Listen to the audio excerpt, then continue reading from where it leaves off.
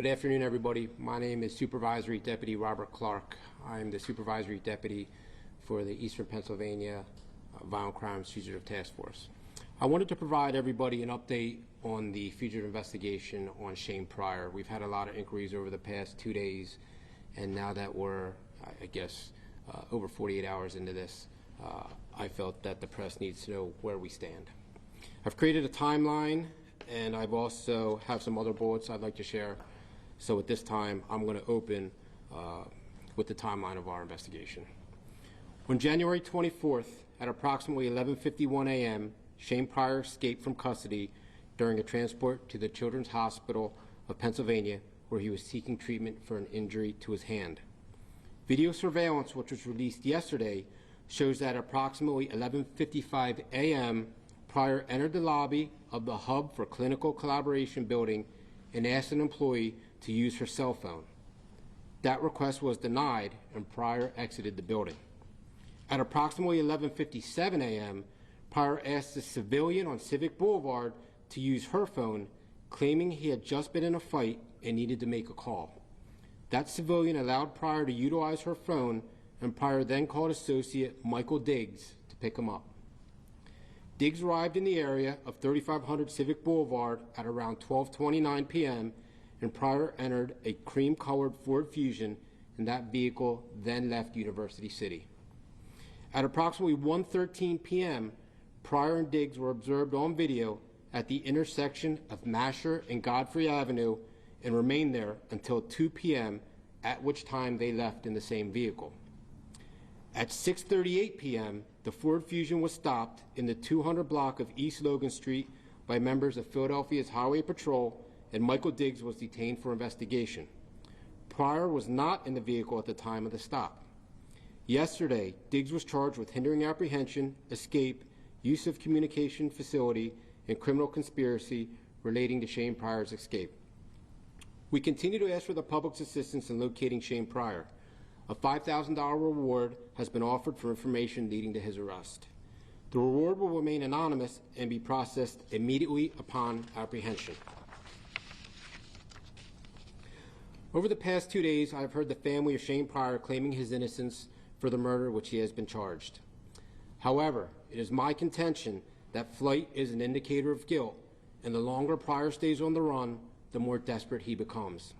This desperation could lead to further crimes being committed to aid his flight, and this would be detrimental to his future court cases. If Shane Pryor wishes to contest his charges, he should be fighting his case from the courtroom and surrender to the nearest police officer immediately. We have an experienced and talented group of investigators from the U.S. Marshals Service and Philadelphia Police Department who are working around the clock and will stop at nothing until Pryor is arrested. If Pryor believes he can flee Philadelphia, our Marshals Service deputies are prepared to deploy our investigative resources wherever he may be. Shane Pryor has been incarcerated since he was 14 years old. Right now, at the early age of 17, he surely has help furthering his flight. Within 6 hours, our fugitive task force identified and located Michael Diggs, the getaway driver for Shane Pryor, who I stated earlier was charged with multiple felonies. This should demonstrate our resolve and seriousness in prosecuting anyone that is aiding in Pryor's flight. The investigative resources of the Marshals Service, combined with the full commitment of the Philadelphia Police Department, will surely result in the capture of Shane Pryor, which is inevitable. At this time, I'd be glad to take any questions. What's the confidence level that you'll find him, and has that changed at all? And do you think he's still within the Philadelphia city limits? I'm extremely confident we're going to find him. It's just a matter of when, or we won't find him if he decides to turn himself in, which is what we're hoping he does. We have nothing to suggest he's outside of Philadelphia. Our investigation so far reveals he's still in the city, and that's where our focus remains. Go ahead, sir. Do you think he has a weapon, and did you get any information from Mr. Diggs? We have no information that he has a weapon, and anything that Mr. Diggs would have said to us is confidential right now. Do you believe that he's being helped by somebody else, staying so long on the run? Absolutely. 100% he's being helped by somebody out there on the street. It may be a small faction of his friends or possibly family, and that's why I put that warning out that, hey, in 6 hours we located the getaway driver. We charged Michael Diggs. He's up State Road now, and we will continue to prosecute anyone that furthers Shane Pryor's flight. Where do you think he was between that 2 p.m., 6:30-ish timeline where he met up and was picked up by Diggs, and then Diggs was pulled over around 6:30? Where do you guys think he was in that time? We don't know. We're working on it. Historically, we know that Shane Pryor has connections to Mayfair. So he's been stopped in Mayfair. I believe he has some brief criminal history in Mayfair. So the Mayfair section of the city is definitely an interest to us. But as of knowing exactly where he was, we don't have that information right now. Is there an idea what neighborhood or what part of the city, since he has connections in Mayfair, do you think that he might still be there? Or are there any other neighborhoods you think that you're focusing the investigation? I don't even know if he's there. What I'm saying is we know that he has connections to Mayfair. That's definitely a possibility where he may be. You got to remember, when he was arrested at 14 years old, he's been in jail 3 years. How much of the city does he really know other than when he was up until the age of 14? So Mayfair is our best guess right now, but we have nothing solid to suggest that. Between that time he took a civilian's phone to call Diggs and then Diggs showing up, where was he in that area? We believe he was in and out of the buildings at the in and out of the CHOP buildings. And no security was able to catch him at that point? Were there any alerts that went out? I'm not sure about the alerts, or if alerts went out with photos or they were just generic text alerts. I just don't know. That's something to ask CHOP. I do know that when Mr.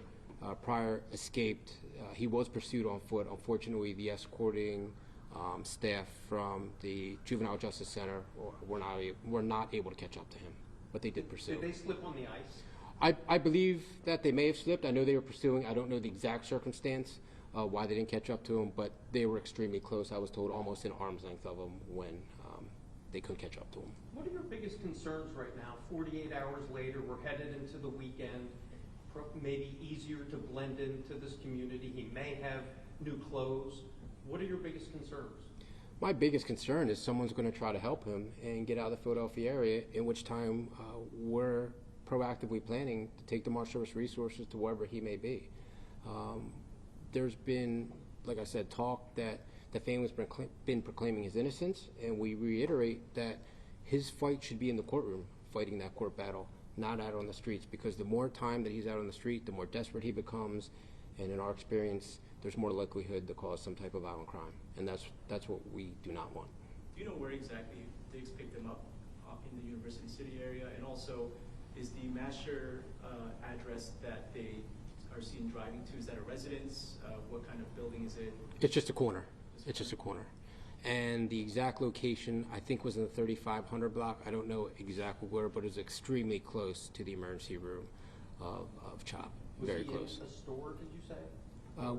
We believe he may have been frequenting a store up in that area.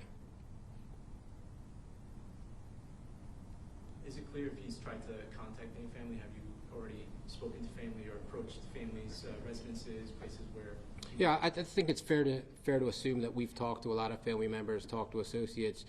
Right now, we're trying to shrink his world down. We're trying to cut off his resources, and we're trying to cover every avenue of escape that he could have. Remember, he's only 17 years old. He's been in jail the last 3 years. How many resources can an individual who's been in jail the past 3 years at the age of 14 have right now? And that's why we put that warning out. Anyone helping him, no questions asked, you're going to be prosecuted, as we demonstrated with Michael Diggs. Just to be clear, the last confirmed sighting of Pryor is at Mascher and Godfrey around 2 p.m. The 24th. That's correct. Do you have any evidence of him changing his clothes? As of right now, we don't know what clothes he's wearing. We're going to review as much video that we can obtain, and perhaps we can put some images out later. But as of right now, I don't have a clothing description of what he could be wearing. Our best description of 5'6", I think we put out 150, 160 pounds, 5'6", 5'7", 160 pounds. We do believe he has an injured hand. To the extent of that injury, I don't know.